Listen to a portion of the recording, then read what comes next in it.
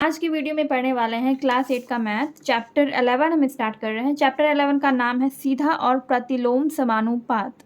ठीक है, इसको इंग्लिश में हम डायरेक्ट एंड इनवर्स प्रोपोर्शन कहते हैं। सीधा यानी कि डायरेक्ट, सीधा का इंग्लिश हो गया डायरेक्ट, प्रतिलोम यानी कि इनवर्स, एंड समानुपात का हो गया प्रोपोर्शन। प्रोपोर्शन को हम हिंदी में क्या कहते हैं? समानुपात कहते हैं। तो सबसे पहले तो हम इसमें ये समझेंगे कि इस चैप्टर का मीनिंग क्या है, सीधा और प्रतिलोम समानुपात क्या होता है, एंड देन हम एक्सरसाइज को सॉल्व करेंगे।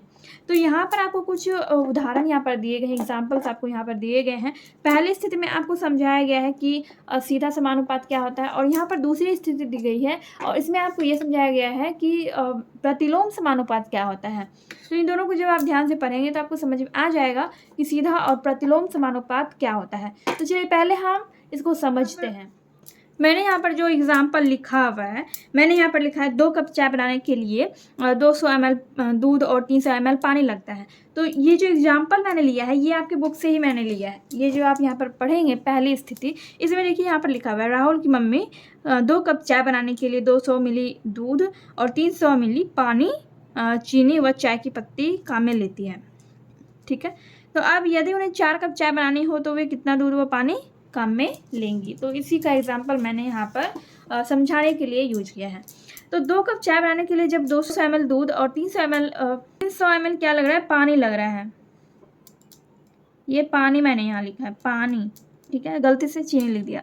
तो 200 ml यहाँ पर दूध लगता है और 300 ml पानी। ठीक है, 2 कप चाय बनाने में 200 ml दूध और 300 ml पानी लगता है।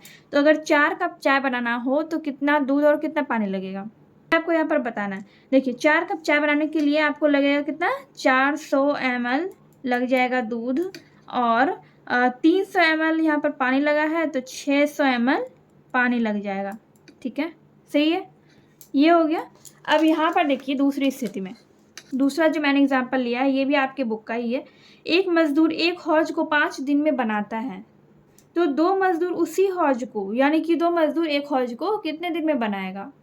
तो एक मजदूर एक हौज को 5 दिन में बनाता है, तो 2 मजदूर अगर उसी हौज को बनाएगा तो कम दिन लगेगा। मतलब अगर एक मजदूर को 5 दिन लग रहा है तो 2 मजदूर को उससे कम ही लगेगा। तो एक मजदूर को 5 दिन लग रहा है तो 2 मजदूर को उसका आधा ही लगेगा। जैसे ये 5 दिन में बना रहा है तो ये 2.5 दिन में ही, देखिए 2.5 दिन यानी कि 2 दिन और आधा। ठीक है, 2 दिन और आधा दिन, तो 2.5 दिन में 2 मजदूर उसी हौज को बना देगा। तो यहाँ पर देखिए क्या हो रहा है, यहाँ पर 2 कप चाय बनाने में 200 ml दूध और 300 ml पानी लग रहा है, यानी कि दूध और चीनी का जो अनुपात है ये एकदम निश्चित अनुपात में है। ये 200 ml दूध लग रहा है और 300 ml पानी लग रहा है। तो 4 कप चाय बनाने में देखिए कप का संख्या यहाँ पे बढ़ रहा है। यहाँ पर 2 कप चाय बनाना था, यहाँ पर 4 कप चाय बनाना है, तो ये भी इधर बढ़ रहा है, दूध और पानी भी बढ़ रहा है।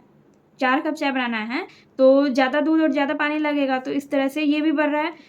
2 कप चाय बनाने में 200 ml ही दूध लग रहा था, लेकिन 4 कप चाय बनाने में 400 ml दूध लग रहा है और 600 ml पानी लग रहा है। तो ये जो दोनों का अनुपात है वो एक निश्चित अनुपात में है। ठीक है, तो ये इस तरह के अनुपात को हम क्या कहते हैं?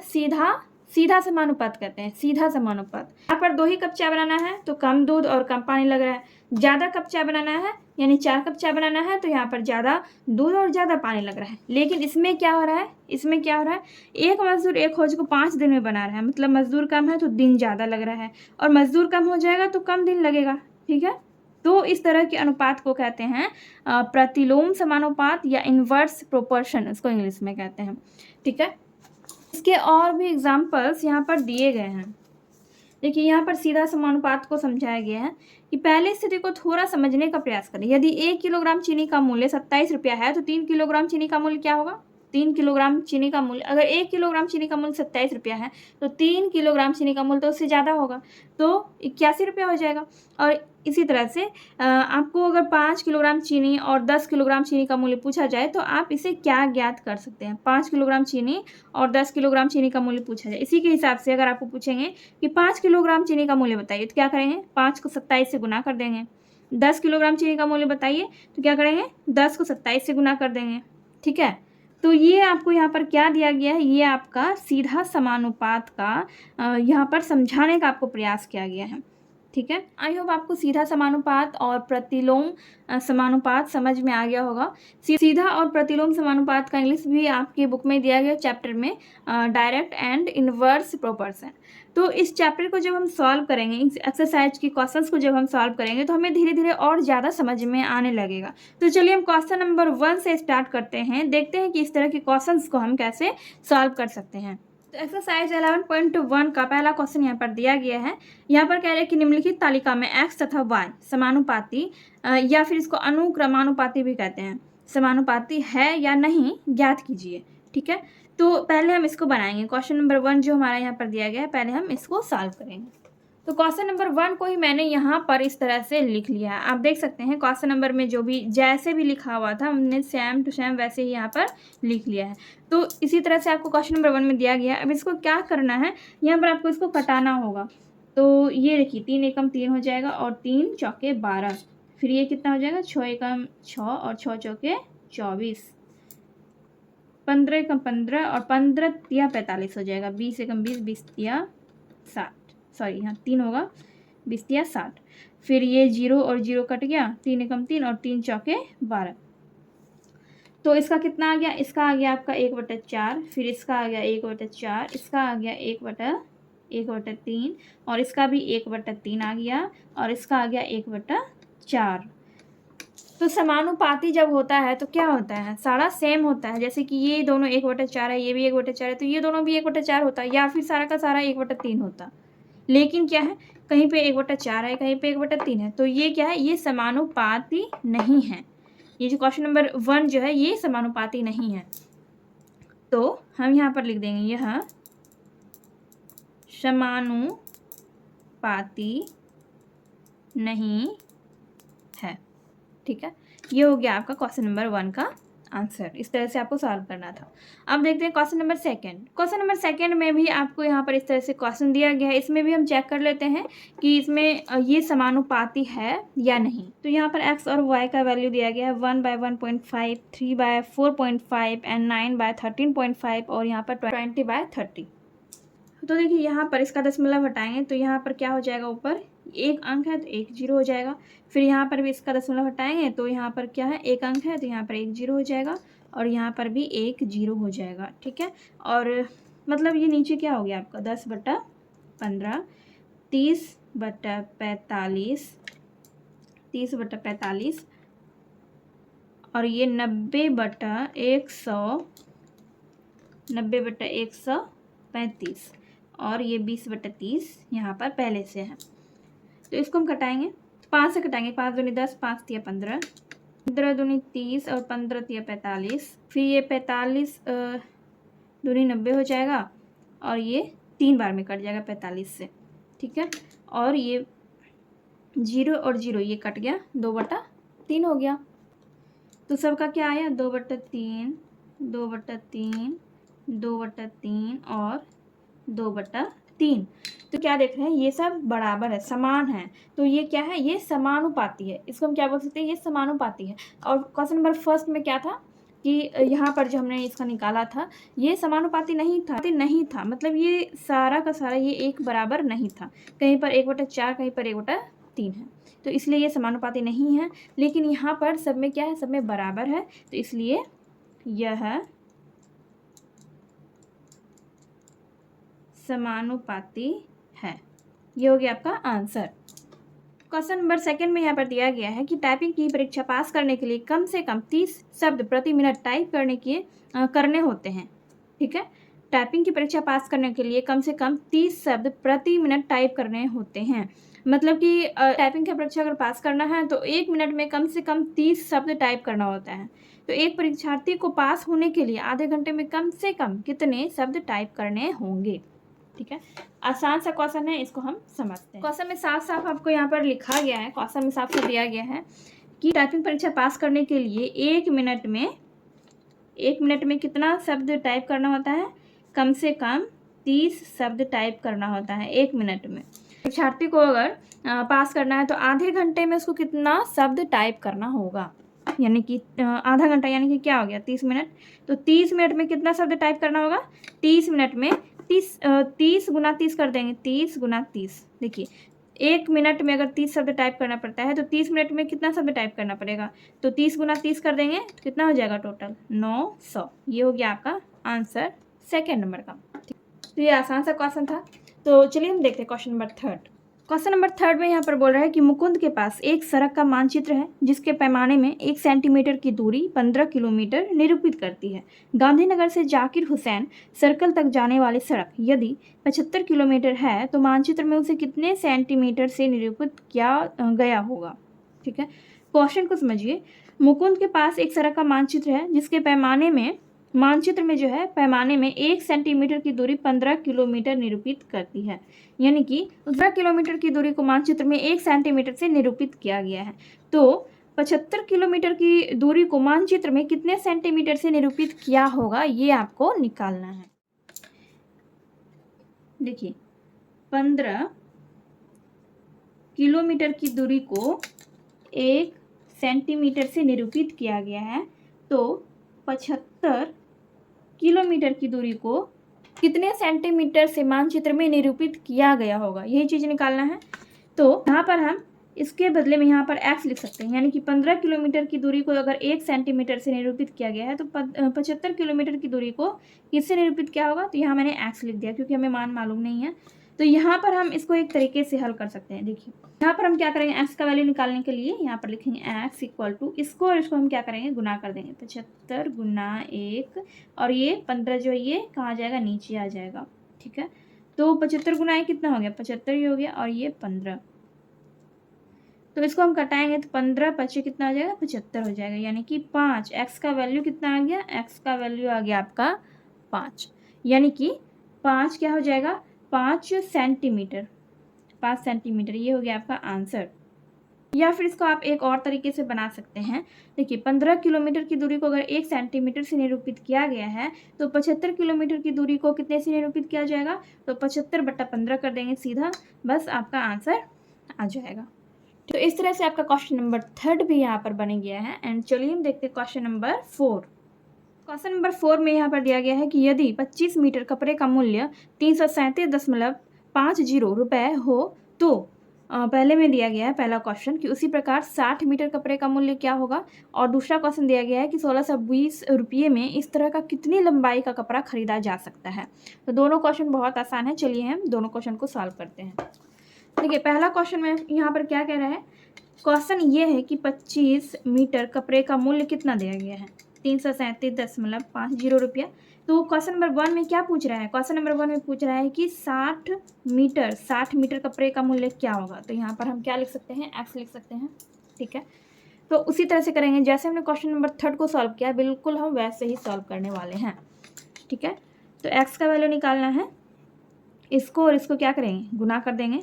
337.50 गुना 60 और नीचे क्या आ जाएगा, x के जो सामने है ये नीचे आ जाएगा, यानी 25 जो है ये नीचे आ जाएगा। दशमलव हटाएंगे तो यहाँ पर क्या हो जाएगा, 100 हो जाएगा। दशमलव के बदले में 1 और ये 2 अंक है इसलिए 2 जीरो। अब ये जीरो और ये जीरो कट गया, ये भी और ये जीरो भी कट गया। अब इसको हम 5 से कटा सकते हैं, इसको हम 5 से कटाते हैं, 5 6 25, ये आपका कट जाएगा 675 बार में 5 से।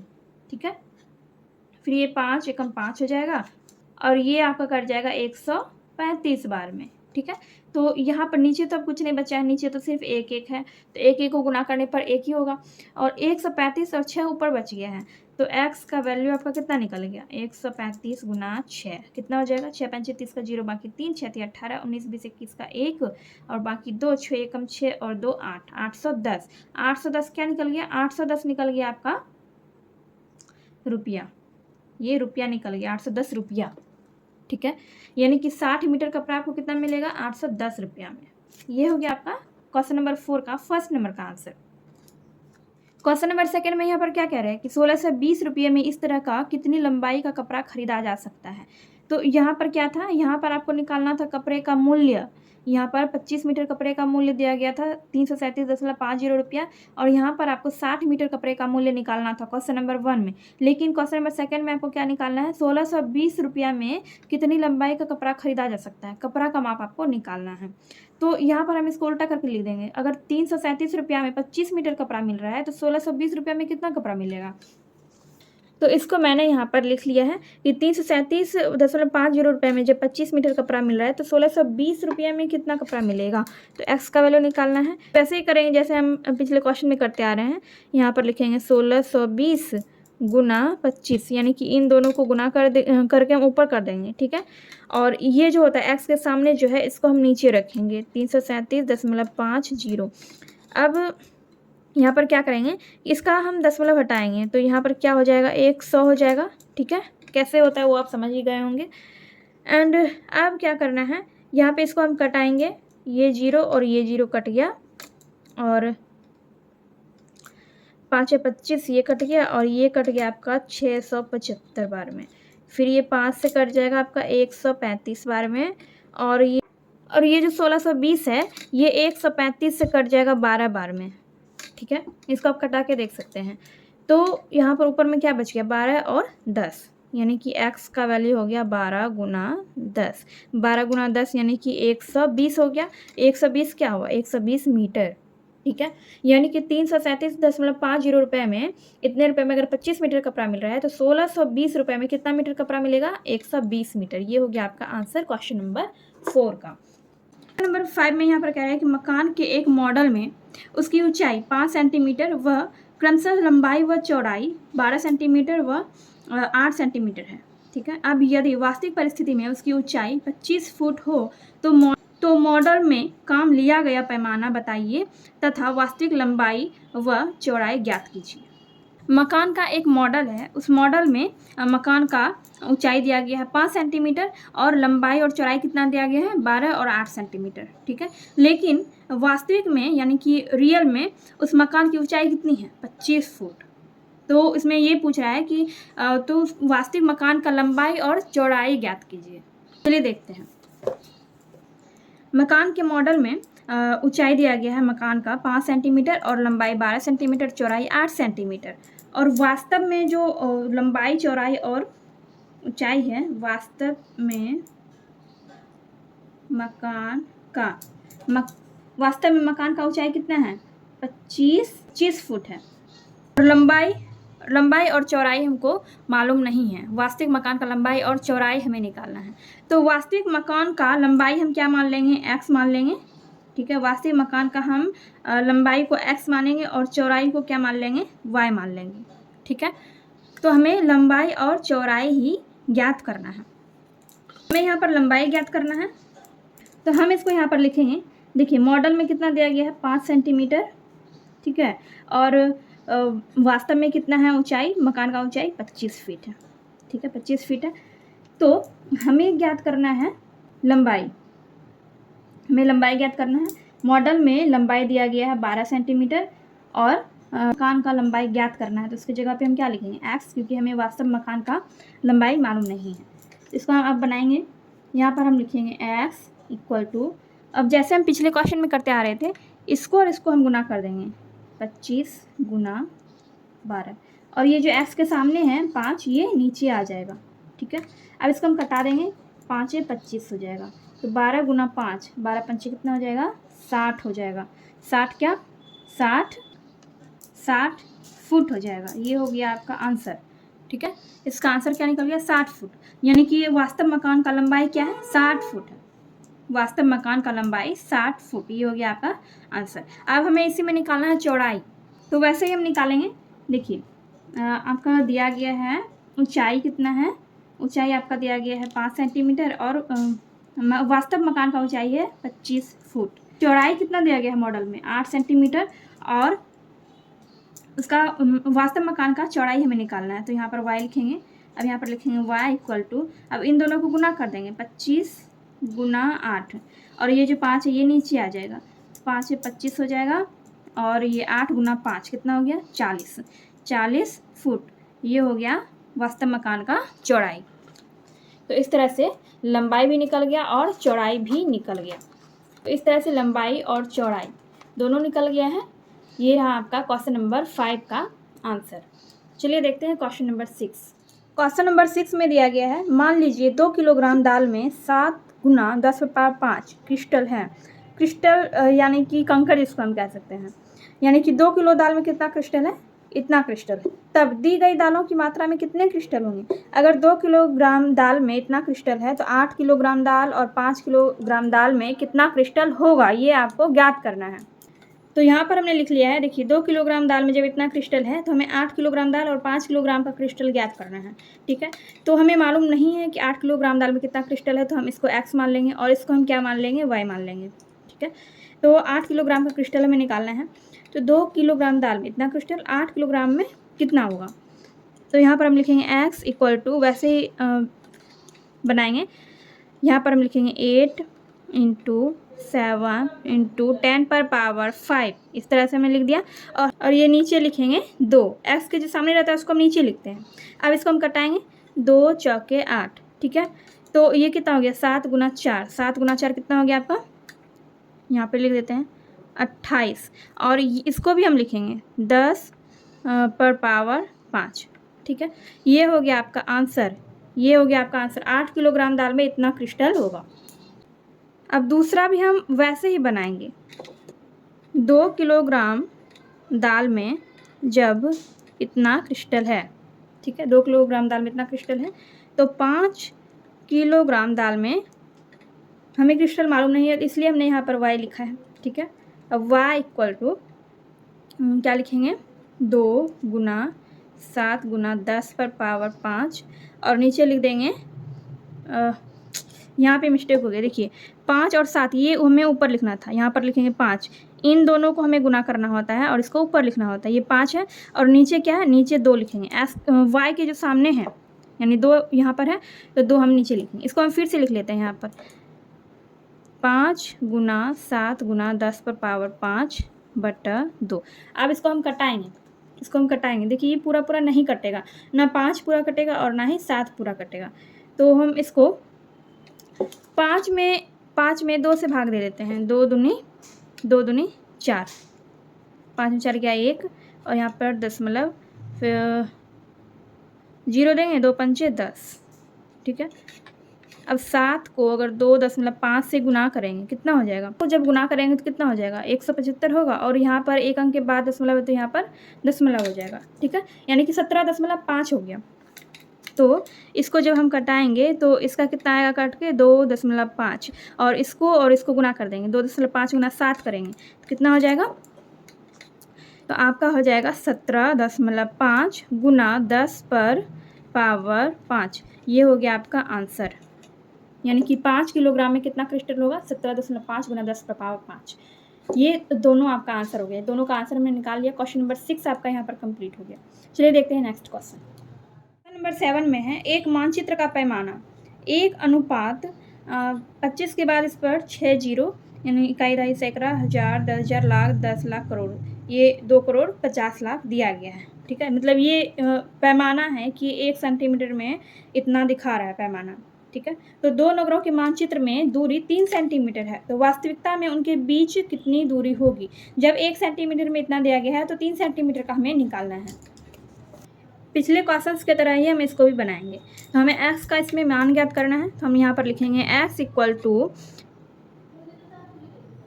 इन दोनों को क्या करेंगे, इन दोनों को गुना कर देंगे, 3 गुना 25 और इस पर 6 जीरो हम लगा देंगे।